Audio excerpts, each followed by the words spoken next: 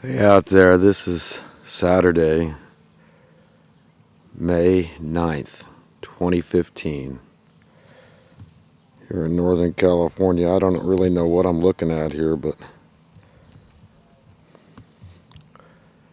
it's a swarm of some kind of bees, but they look like regular honeybees, but I have no idea what they're doing. I have a feeling you might find a dead gopher underneath that pile there, but to be quite honest, I don't know what the hell's going on. If they were yellow jackets, it might explain it, because yellow jackets are carrion eaters. I don't know. In almost 57 years, I've never seen anything like that.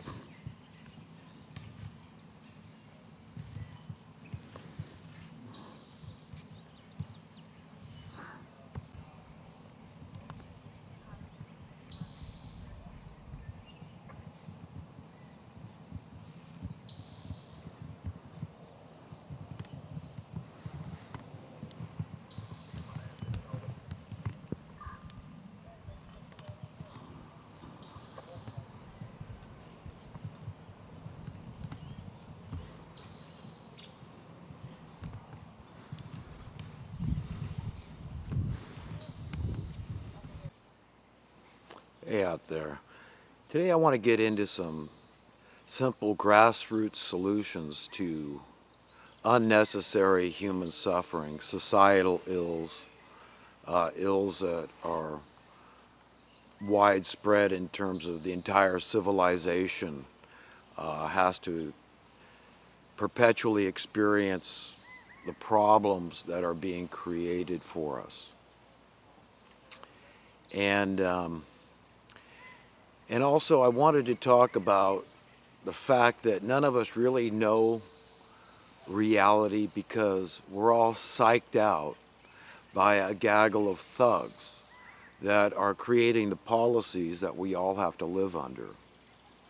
And the main policy, as anybody that's watched any of my videos knows, is the money policy, the monetary policy, the economic policy. Because the most important facet of the overlords we now have remaining in control and remaining relevant is to maintain chaos. And they do this in a myriad of ways, but the primary method is through intentional impoverishment. This is bondage, this is slavery, this is being born beholden to undeserving people. Not that anybody is deserving to be born beholden to, but especially these people that are nothing more than big, fat, unproductive leeches doing nothing for us and coming off like the saviors, that these are, the money printers. These are, hey, don't bite the hand that feeds you. We create the money. And all their minions below them, are all part of this machine. And it's what I've termed the poverty industrial complex. That's what the establishment essentially is. It's just a means to keep the people down, to keep them suppressed, repressed, oppressed, persecuted, and fearful, basically psyched out. It is responsible for high crime rates. It's responsible for our overlords being able to get away with dubious warfare. And it's responsible for debt, whether that be state debt, which is governmental debt, collective debt of the people, national debt, that is, or individual debt. And it's all a charade. It's all a farce.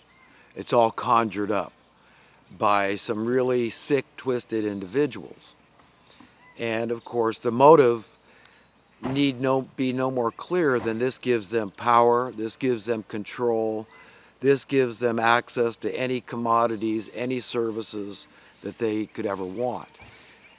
So These kind of people want that more than anything else. They don't care about the approval of God. They don't care about their conscience being clear. They don't care about you or I or our children. And they certainly don't care about the least of men, the people that Jesus pointed to that we should care about above all. Because in so doing, we were proving to God that we were loving one another. We were seeing through His eyes and seeing what the proper approach is to contending with people that were having a harder time than us. You know, what our attitude should be toward those that were struggling. To set the captives free whenever we could. You know, it's better to teach a man how to fish, for example, than to continually just give him fish. The idea being that there are solutions, and there are simple solutions, but we got to understand the entire establishment that has been being manifested and created over a very long period of time.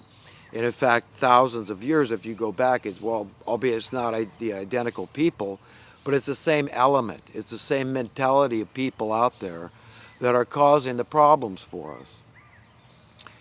And these are the master criminals. These are the money printing class in collaboration with the political class. And of course, when you've got those two combined, they wield great power because they can conscript anybody for anything. We all know there's people that are happy to hire, to murder for hire, and they don't care. I mean, take a mercenary, for example. They don't care what flag they're killing under. They just do it for the money. It's strictly understood. It's business. It's only business. And so they don't care about answering to God or to their conscience or anything. And so these people are mean. Fundamentally, you've got to understand the people that are creating our policy are mean, and we all can't help but be psyched out to some degree by them. And I really showed myself how psyched out I personally am by these monsters. Recently, I did an interview of this anti-chemtrail rally by this Chico Skywatch group, of which I am a part of. And you know, during an interview, the whole idea is to get other people's opinions, you know, throw a question out perhaps as an interviewer and get feedback. But in reviewing the video, I see where I did an awful lot of editorializing, and you know, I barely gave the interviewee much time to speak because I was so busy putting out my own thoughts and opinions. And I could see that, you know, the fear within my own essence, and by my behavior, by my speech patterns, and the interruptions and the rambling on. And you know, it's important to be reflective and see what's going on with ourselves, because that way we can grow and we can, you know, get out of any kind of a ditch that we're stuck in psychologically. And I can see that I'm certainly stuck in a ditch psychologically.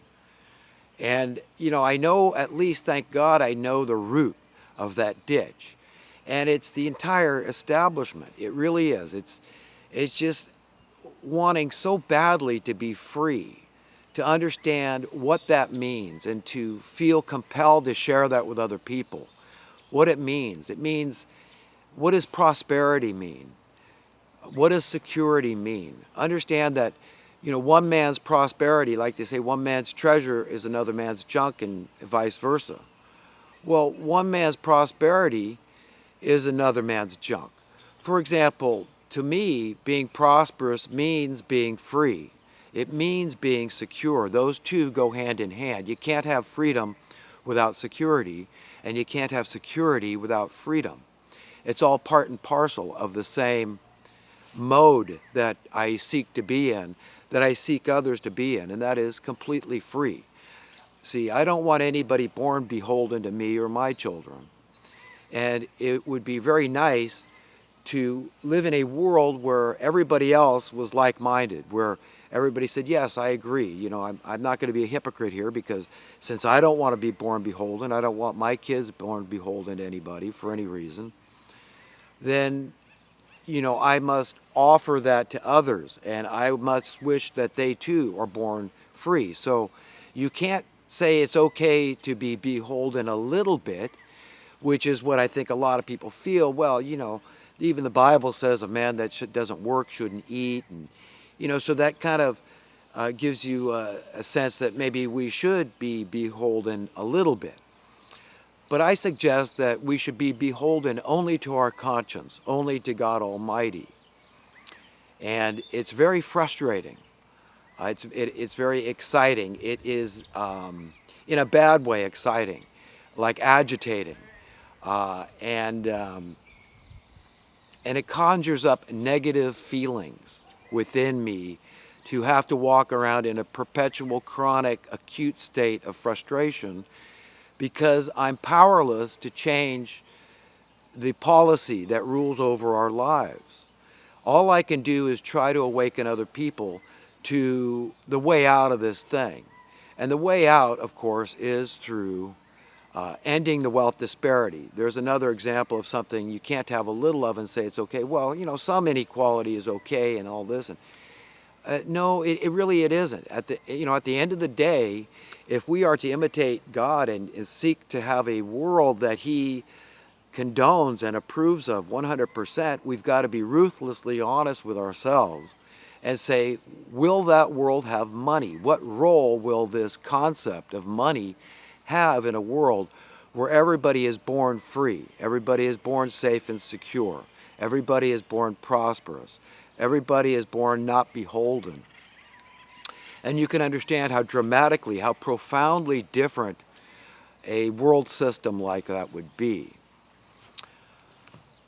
So, you know, to investigate, you know, how we get to point Z, where we want to be from point A, we've got to go back in history a little bit.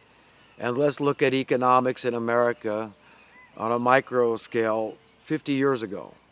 And you can see, let's examine that and put it under a microscope and say, well, what was the value of a dollar? And why has the value of that dollar declined? Once you establish that reality, that the value of your money has gradually, incrementally, steadily been debased. It's gone down in value, which shows a lack of progress. It shows that humanity as a collective, as a civilization, a civilized society, as a family of humanity, as the race, the species, has actually descended, that we have shown that we've got like a perpetual drought. The only time that any kind of commodity should go up in price, that your money should be debased, is in the case of a disruption in the supply chain. I'm talking about supply and demand economics. And so if there's a drought in the land, you've got a big problem, because there's going to be very little food for the people. And so it's going to get more dear. People are going to struggle. You're going to get into that social Darwin, dog eat dog, survival of fittest, where people start devouring each other. It's a pernicious, it's a bad thing. It's a bad state of affairs. It's a famine in the land. So my whole life, over half a century now, I've watched the currency be worth less and less and less. And in regard to some commodities, that's not true. In regard to certain electronics, certain luxury items, like the VCR is a good example, your currency has actually gone up in value. So it's increased in value, it's abased in value. Your VCR dollars, so you could see every commodity and every service as, you know, what your dollars were worth then and what they are worth now. And you can, you know, that's putting it under the microscope.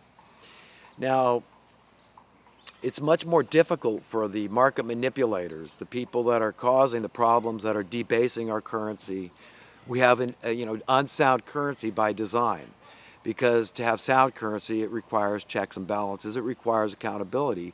And the people that are creating our policy, they're creating the money, the politicians, they don't want any accountability. They just want free reign to steal the wealth of our nation.